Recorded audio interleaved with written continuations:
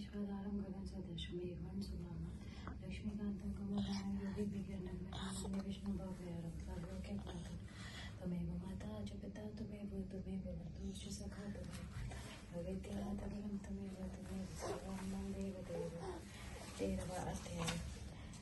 यहाँ तक की कथा सुनाने के बाद नारद जी बोले, हे महाराज पृथु, भगवान शिव तो शांत चित्त योगेश्वर है। उन्हें देवता जलंधर की सेना का आगमन समाचार मिला, तभी वे शांत चित्त बैठे ही श्री हरि का ध्यान करते रहे।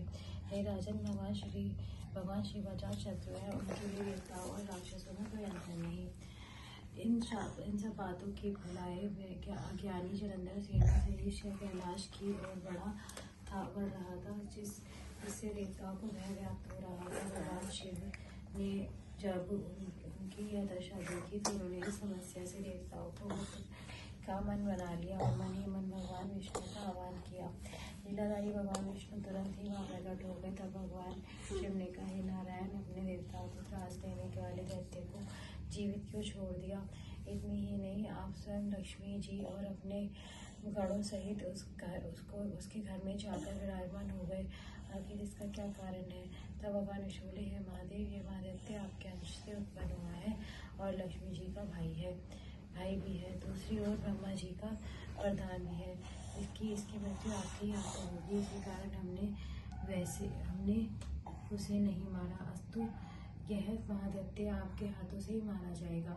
भगवान विष्णु की बात सुनकर बोले, वह महादैत्य हमसे भी ऐसे नहीं मारा जाएगा। अतः पितामह, इसे मारने के लिए आप ही हमें अपना तेज देने की कृपा करें।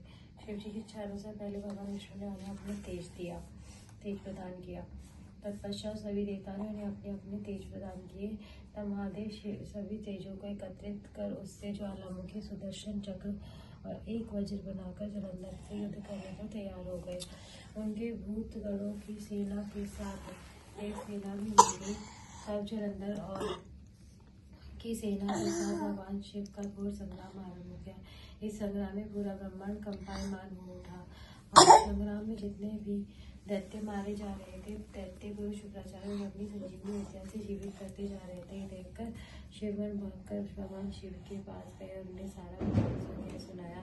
तब भगवान शिव ने तत्काल अपने मुख से कंदरा के समान मुख वाली एक विकराल कन्या उत्पन्न की। वह कन्या ओंकार भरती हुई आगे बढ़ी और दैत्यों को भक्षण करती हुई दैत्य गुरु शुक्राचार्य को उठाकर अलोप हो गई। अब शिवगण निर्भय होकर दैत्यों पर टूट पड़े। उनके प्रहारों से भयभीत होकर दैत्य सेना भाग खड़ी हुई। सेना को भागते देखकर जलंधर ने सेनापति शुंभ, निशुंभ और कालनेमी शिवगणों से भिड़ गए।